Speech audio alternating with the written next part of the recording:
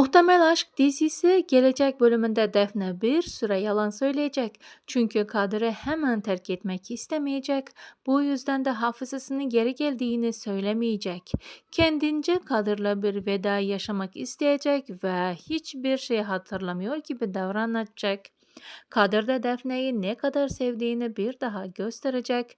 Defne ile gerçekten barışmak isteyecek. Defne ise bir süre sonra her şeyi hatırladığını söyleyip Kadir'den tamamen uzaklaşacak.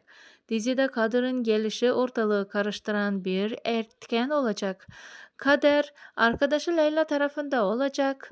Defne ve Kadir beraberliğini de istemeyecek. Muhtemel Aşk reytinglerde düşüşe geçti. Dizinin kış sezonunda devam etmesi için reytinglerin daha yüksek olması gerekiyordu.